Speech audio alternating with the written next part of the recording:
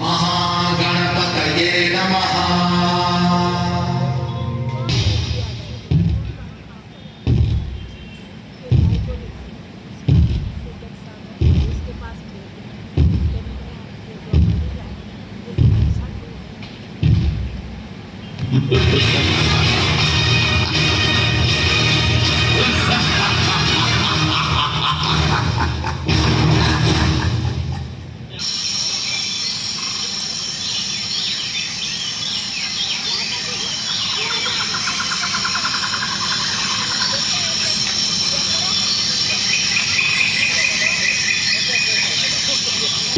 पावने सुरभि श्रेष्ठ देवी तुभ्यं नमोस्तुते। ओम कामधेनुवे नमः। ओम क्लीं कामधेनुवे नमः। ओम क्लीं श्रीं कामधेनुवे नमः। ओम क्लीं सर्वकामदुदे अमोघवरदे विक्षे स्फुरस्फुर श्रीं पराश्रीं श्री कामधेनुवे नमो नमः।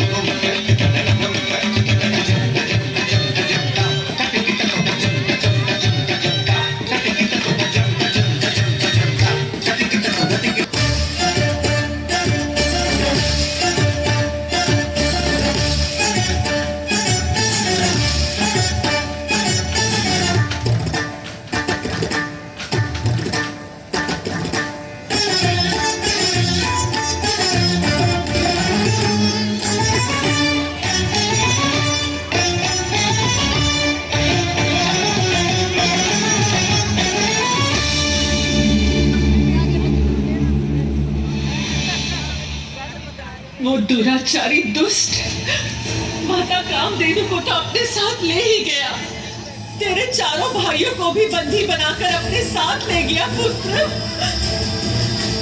और तेरे पिता का जो घोर अपमान किया वो अलग।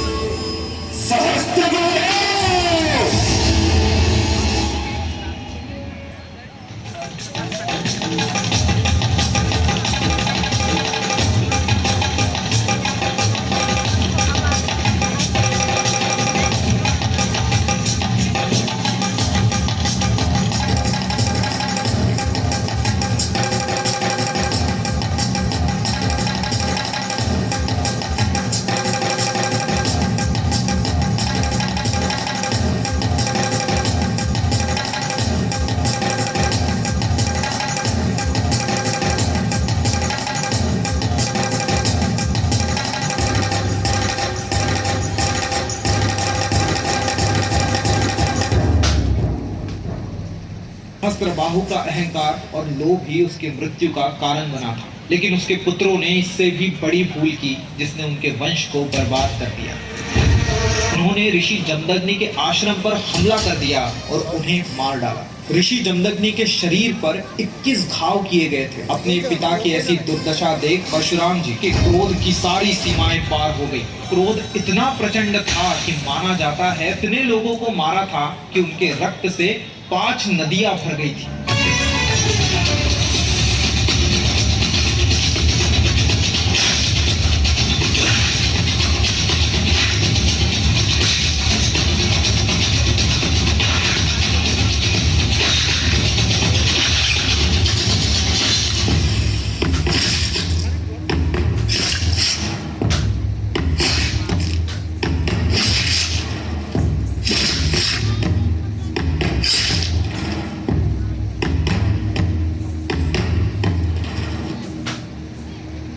माना जाता है कि क्षत्रियों के संहार के बाद अपने पापों का प्रायश्चित करने के लिए उन्होंने सब कुछ त्याग दिया और पहाड़ों में समाधि करने के लिए चले गए। लेकिन कई वर्षों बाद त्रेता युग में उनकी समाधि टूटी जब उनके गुरु भगवान शिव का दिव्य धनुष तोड़ा गया एक क्षत्रिय से।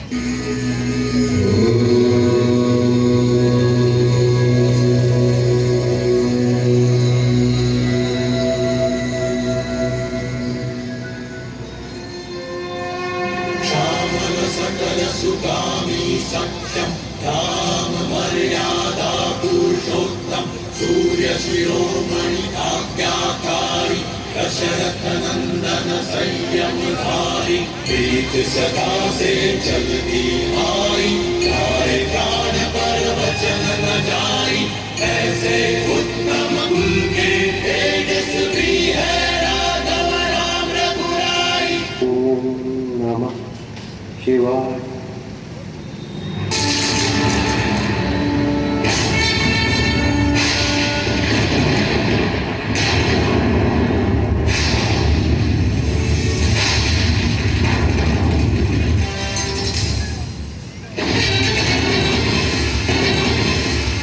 जिसने मेरे गुरु भगवान शिव के इस धनुष को भंग करने का पाप किया?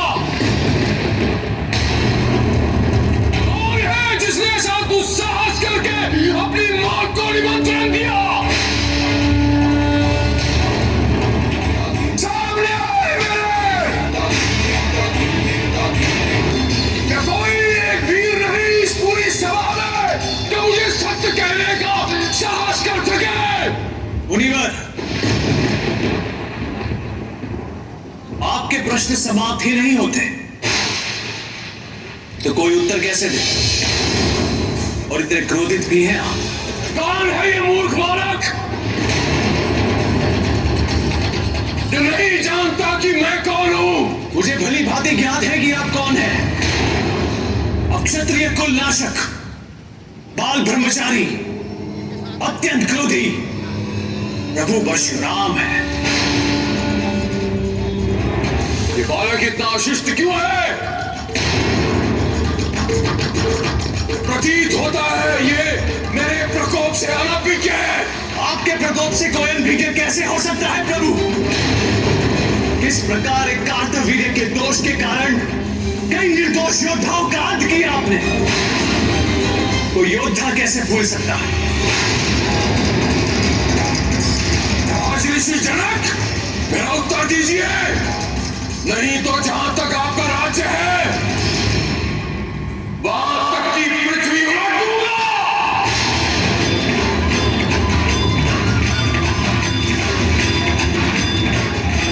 या तो मेरा वो शत्रु स्वयं को इन राजाओं से अलग कर ले, या तो इन सभी राजाओं की हत्या का कारण बनने को तैयार हो जाए। बाल्यकाल में कई धनुष खेल खेल में तोड़ दिए हम, तब तो इस प्रकार क्रोधित होकर आप कभी नहीं आए। फिर इसी धनुष प्रति इतना लगाव क्यों? तुम्हें बाल्यकाल में तोड़े गए धनुष और भगवान शिव के धनुष में अंतर समझ में नहीं आ रहा? नहीं समझ आ रहा कि भगवान शिव का अपमान हुआ है? शांत हो जाए मुनिवर, ऋषियों को इतना क्रोध शोभा नहीं देता। वो दंड बालक, मूर्ख है तू। क्यों अपने कुल का घातक बन रहा तू? क्यों अपनी मूर्खता से अपने कुल के लिए कलंक बन रहा है तू? अभी एक क्षण में तू काल का ग्रास हो जाएगा। अंतिम चेतावनी दे रहा हूं। जिस किसी ने ये धनुष भंग किया है मेरे समक्ष आ जाए, अन्यथा वो सेवक मैं हूं प्रभु।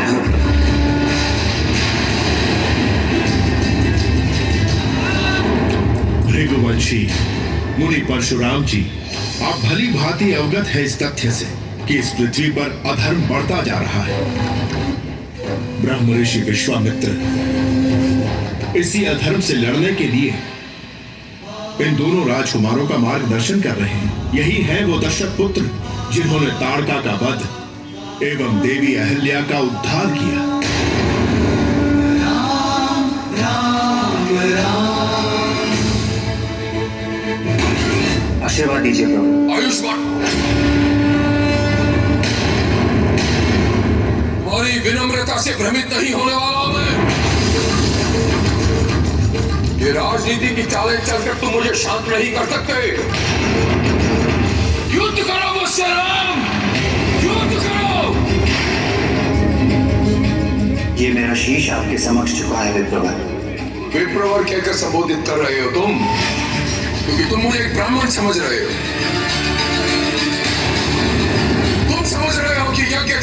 ज्ञान का प्रचार करना यही मेरा धर्म है। तो सुनो,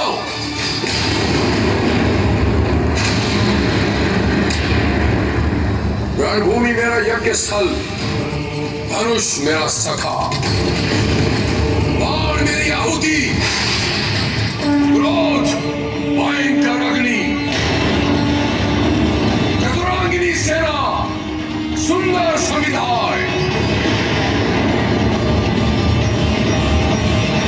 इस प्रकार मंत्रोच्चारण के समय स्वाहा कहकर आहुति दी जाती है, ठीक उसी प्रकार मैंने पुकार पुकार कर बड़े बड़े क्षत्रिय राजाओं की बलि दी। एक बार नहीं, 21 बार मैंने इस पृथ्वी को दुष्ट राजाओं के भार से मुक्त किया।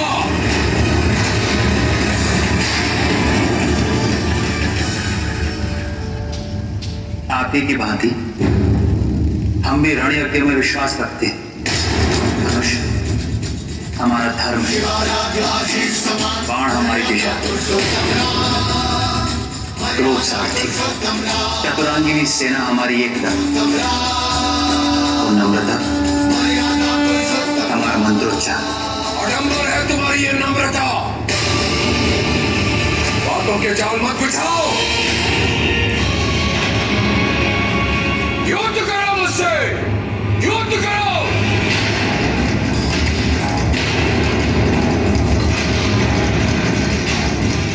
देवता, दैत्य, राजा या अनेक योद्धा बल में हमारे बराबर हों या हमसे अधिक, हम रघुवंशियों को यदि युद्ध में कोई ललकारे तो हम सुखपूर्वक उससे लड़ते। हम रघुवंशी काल से नहीं डरते भगवान, हम रघुवंशी ऋषि और गौ की रक्षा करना भी जानते हैं। आप एक ऋषि और आप पर शस्त्र उठाना हमारी मर्यादा के विरुद्ध, एक योद्धा की गरिमा भी। गुरुवरे, मुझे आपका दंड स्वीकार है, किंतु आप पर शस्त्र उठाना स्वीकार नहीं किया।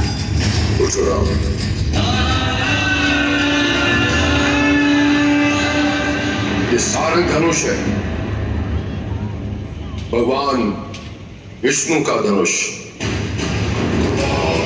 क्या तुम इस पर बाण का संधान कर सकते हो?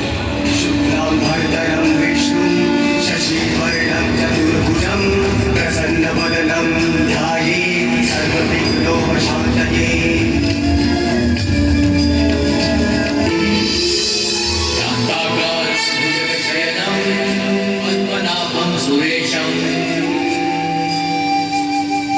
विश्वाधारं गगनसदृशं मेघवर्णं शुभांगं मेघान्तं कमलनयनं योगिध्यानगम्यं भोभयहरं सर्वलोकैकनाथम्।